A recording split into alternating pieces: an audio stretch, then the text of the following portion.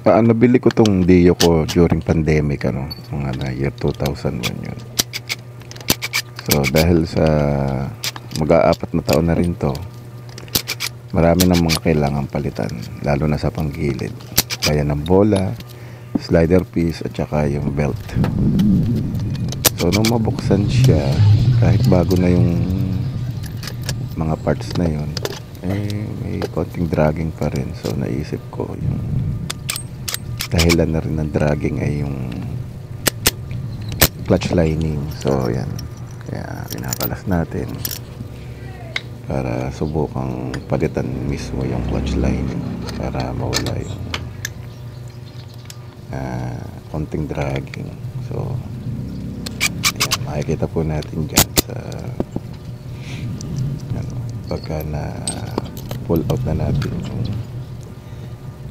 torque drive kasama yung clutch lining. Ayan na, plus na natin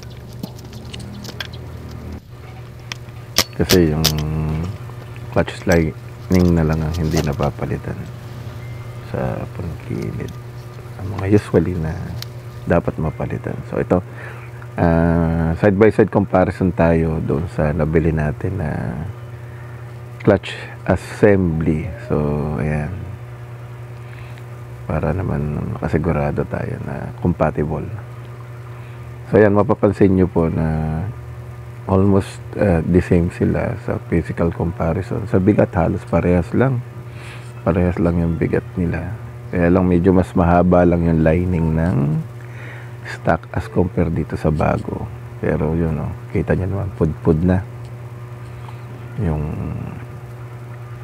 lining. So sinubukan nating i-measure yung kapal mismo ng lining.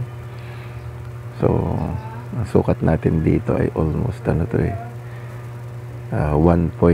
to 2 millimeter yung niya, yung sukat niya as compare dito sa bago na talagang 5 millimeter. Yan yung yung kapal, mas makapal syempre dahil bago. So yan, pagdating naman sa diameter niya, halos parehas lang. Yung chinek natin, ganyan diameter, 112 millimeter as compare dito sa stock, 112 din siya. So yan, pati yung slot kung saan pinapasok yung torque drive, yan 25 mm, parehas na 25 mm siya. So yan, kung titingnan mo sa during physical inspection, halos talagang titingnan mo parang matibay talaga, matibay kasi mabigat. Pati yung spring, yan, napansin ko lang dito sa spring, yung bago mas makapal. Although nag-inquire ako dun sa seller na standard daw to, 800 RPM yung niya, yung tension ng spring. So yun, magandang testingin lang para alternative na clutch lining na pwedeng gamitin sa Dio natin. Kasi pag mag-order tayo, tagal. Yung mismong stock, abuti ng ilang linggo. So, hindi pa siya available, palagay ko dito sa Kung meron man, sobrang mahal. Ito, mura lang. Yan, yun ang kagandahan nito. Mura na, quality pa. Yan. So, yan, sinubukan ko na ipasok dun sa torque drive at talagang kasyang-kasya siya. Kumbaga sabi nga ay sukat na sukat ang clutch assist sa torque drive. Pati yung stock na bell, tinry din natin. Yan, pinaikot pa natin. Kita nyo naman, smooth na smooth. So, talagang compatible siya doon sa Dio. So, yan. Sinubukan na natin na ibalik. Kasi ako ginagamitan ko ng torque wrench para hindi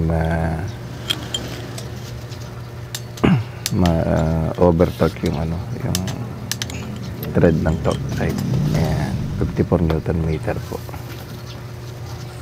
Ayan. So, para at least hindi magkalas kabit man tayo, hindi na nalolos thread yung torque drive. So, ayan kinabit na rin natin sa panggilid yung ating clutch lining with torque drive assembly o torque drive. So, ayan. Para ma-testing na natin. So, ayan, kinabit na natin yung bell. Ayan. Talaga naman, swak na swak. Ayan. So, dito, hinihigpitan natin to gamit yung torque wrench pa rin para iwas sa over torque. Mahirap na pag na-over torque yung at na-lost thread yung ng sigunyal, yung thread ng sigunyal ba, malaking gastos yan. Ito, at least kalkulado yung, by the way, nakabase ito sa manual ng Honda, 59 Newton meter yung torque value niya.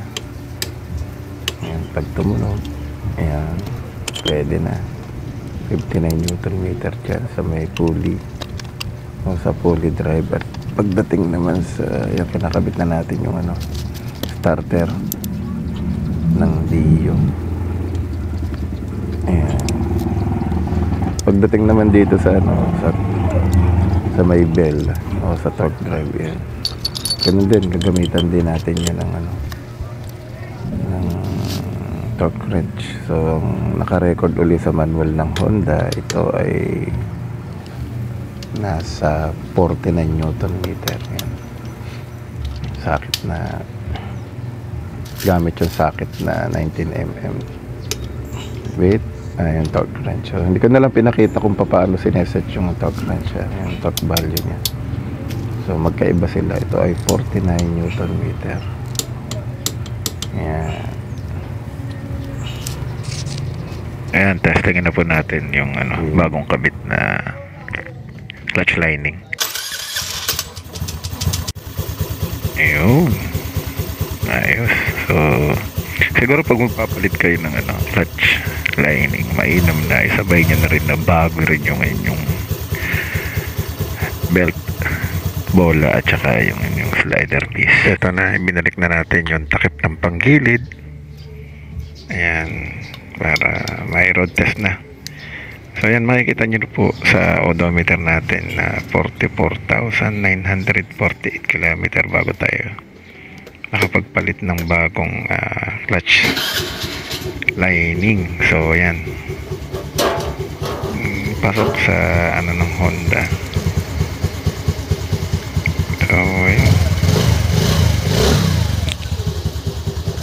Ay, by the way, sa nagtatanong kung ano daw po yung clutch lining na tinetesting natin o kinabit natin. So, disclaimer lang po, linawin ko lang, hindi po to sponsored ng brand na ipinalit natin. So, I'm just sharing sa mga taga Pinas yung GT Power na pwedeng maging alternative na clutch assay. Ito po ay pang click 125.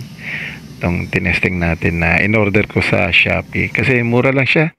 348 or almost 350 lang. So, yan. Testingin nyo na rin. Order na. Feedback na lang.